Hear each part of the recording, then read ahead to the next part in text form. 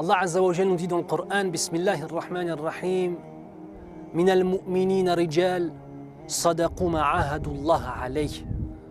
Il y a parmi les croyants et les croyantes de véritables hommes, et véritables hommes, vous allez voir que c'est dans un autre sens, qui ont réellement tenu les engagements qu'ils avaient contractés avec leur pacte, et leur pacte c'est la ilaha illallah.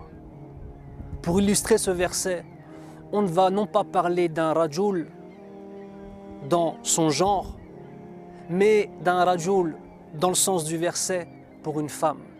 Nusayba bint Ka'b, radiyallahu anha. Nusayba était une femme qui avait deux fils, Abdullah et Habib. Femme parmi les Ansari à Médine, convertie à l'islam à l'âge environ de 30 ans.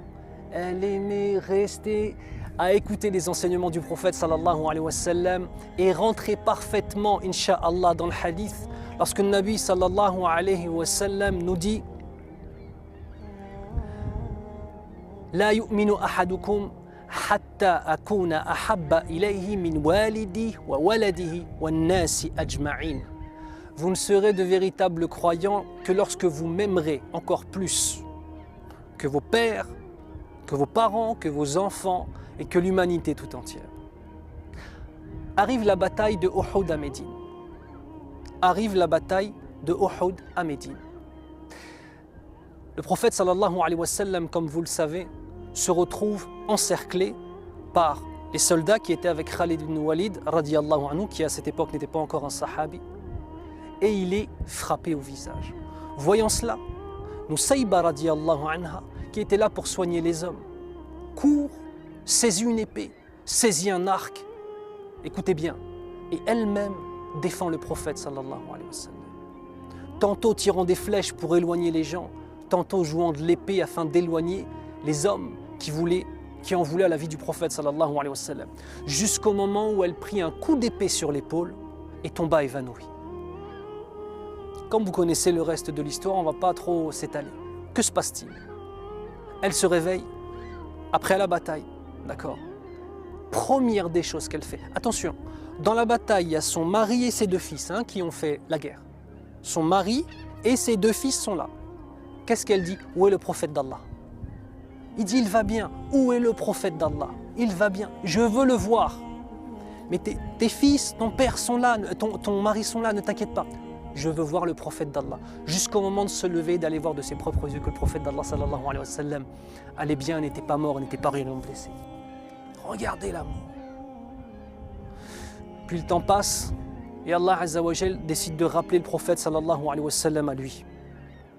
Et nous sommes pendant le califat de Abu Bakr as-Siddiq radiyallahu anhu. Et nous avons les faux prophètes qui commencent à sortir à gauche à droite, un homme, une femme. Et Abu Bakr radiyallahu anhu envoie ses troupes pour justement mettre fin à ces rébellions et à cette période d'apostasie de certaines tribus.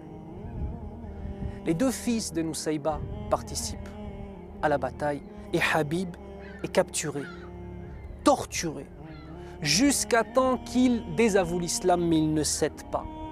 Et il meurt sous la torture. La bataille arrive.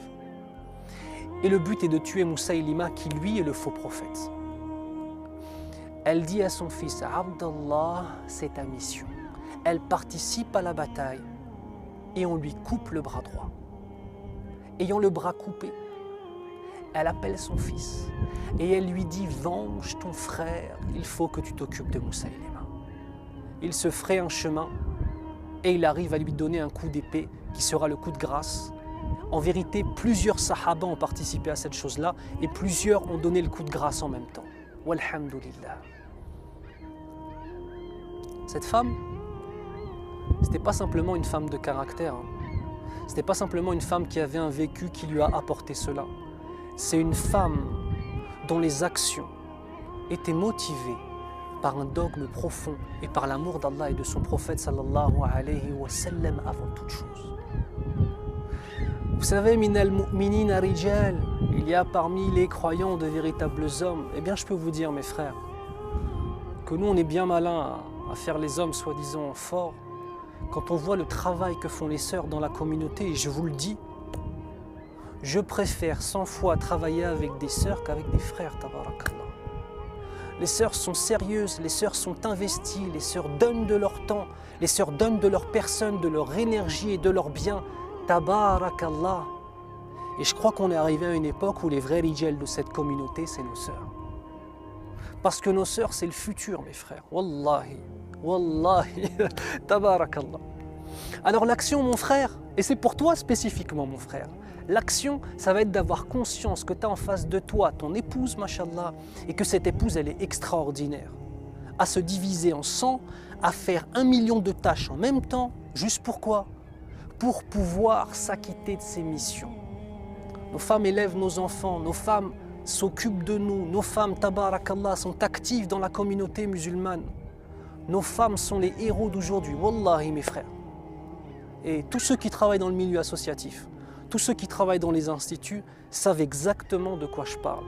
Et toutes les sœurs se reconnaîtront, Inch'Allah ta'ala.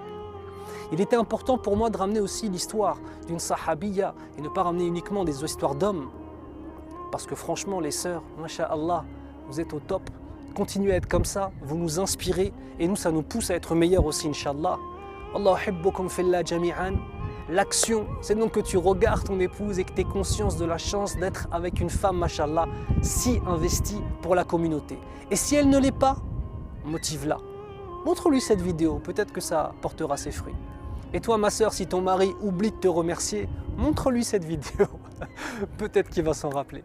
Barakallahu fikum, wa hibbukum fillah. Wassalamu alaikum wa rahmatullahi wa barakatuh.